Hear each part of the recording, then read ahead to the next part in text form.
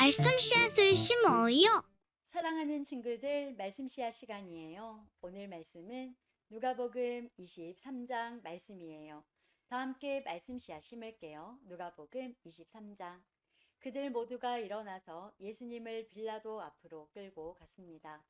그리고 예수님을 고소하였습니다.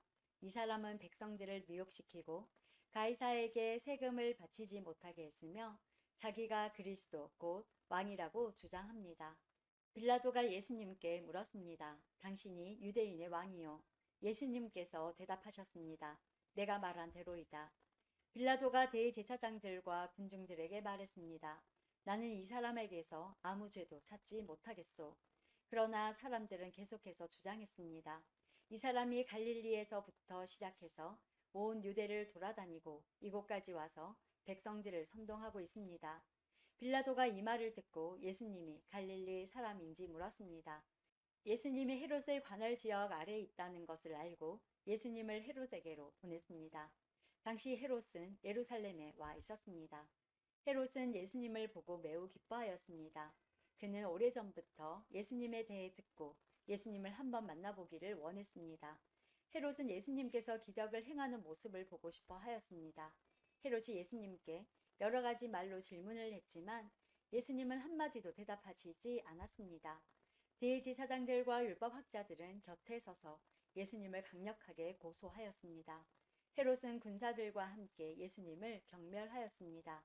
그리고 화려한 옷을 입히고 조롱한 후 다시 빌라도에게로 보냈습니다. 예전에 빌라도와 헤롯은 서로 원수였지만 그날의 헤롯과 빌라도는 서로 친구가 되었습니다. 빌라도가 대제사장들과 지도자들과 백성들을 불렀습니다. 그리고 말했습니다. 너희는 이 사람이 백성을 반역하도록 부추긴다고 하여 내게로 데리고 왔다.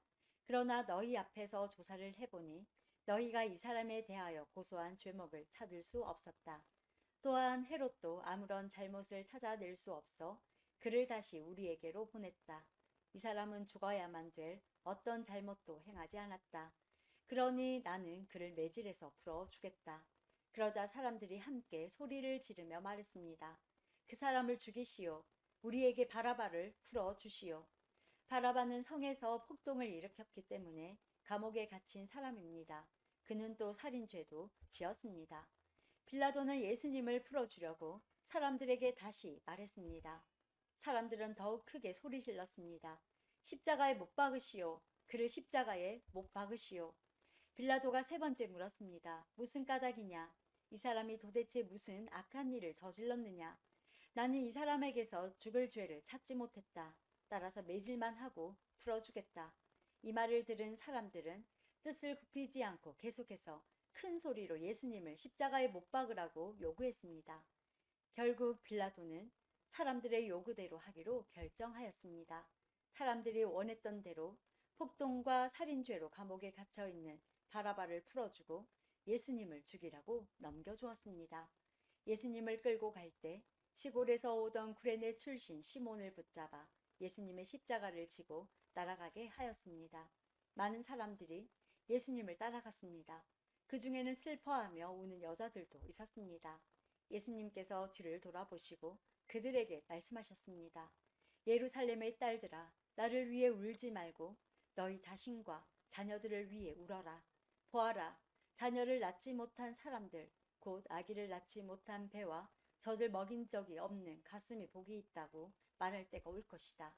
그때의 사람들이 산을 향하여 우리 위에 떨어져라고 말할 것이며 언덕을 향하여 우리를 덮으라고 말할 것이다. 나무가 푸를 때에도 이렇게 말한다면 나무가 마른 때에는 어떤 일이 일어나겠느냐. 다른 두 명의 죄수도 예수님과 함께 사형 판결을 받았습니다.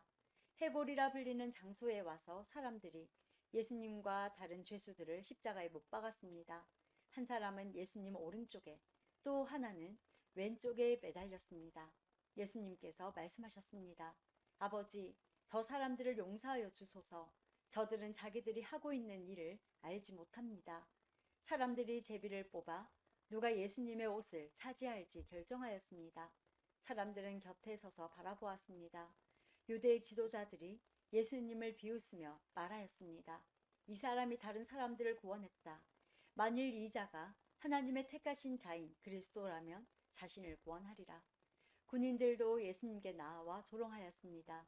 예수님께 신 포도주를 주고 만일 내가 유대인의 왕이라면 너 자신을 구원하여라 하고 말했습니다. 예수님 위에 유대인의 왕이라고 죄목이 쓰여 있었습니다. 예수님과 함께 십자가에 달린 죄수들 가운데 하나가 예수님을 욕하며 말했습니다. 내가 그리스도가 아니냐? 내 자신과 우리를 구원하여라. 그러나 다른 죄수가 그를 꾸짖으며 말했습니다. 너도 같은 벌을 받았으면서 하나님을 두려워하지 않느냐? 우리는 우리가 저지른 일 때문에 마땅한 벌을 받는 것이지만 이분은 아무런 잘못을 행한 적이 없으시다. 그리고 예수님께 말했습니다. 예수님, 주께서 주님의 나라에 들어가실 때 저를 기억해 주십시오. 예수님께서 그에게 말씀하셨습니다. 내가 진정으로 내게 말한다. 오늘 내가 나와 함께 낙원에 있을 것이다.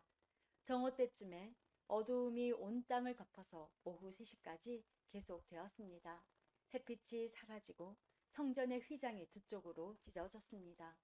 예수님께서 큰 소리로 부르짖으셨습니다. 아버지, 아버지의 손에 내 영혼을 맡깁니다.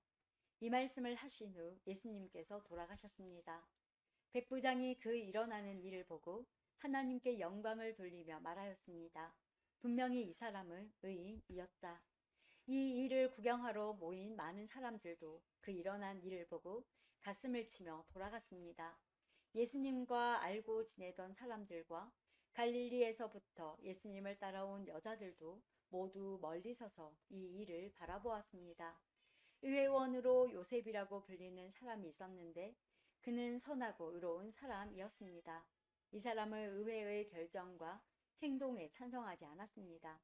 이 사람은 유대 마을인 아리마대 출신이었고 하나님 나라를 기다리던 사람이었습니다. 요셉이 빌라도에게 가서 예수님의 시신을 달라고 요청하였습니다. 요셉은 예수님의 시신을 가져다가 천으로 쌌습니다. 그리고 아무도 사용한 적이 없는 바위를 쪼개 만든 새 무덤에 오셨습니다. 때는 안식일을 준비하는 금요일 늦은 오후였는데 곧 안식일이 시작되려는 때였습니다. 갈릴리로부터 함께 온 여자들이 요셉을 뒤따라가서 무덤을 보고 예수님의 시신이 어떻게 누워 있는지 보았습니다. 그리고 돌아와 향료와 향유를 준비하였고 안식일에는 계명대로 쉬었습니다. 오늘도 말씀 씨앗 모두 잘 심었어요. 우리 내일 또 만나요.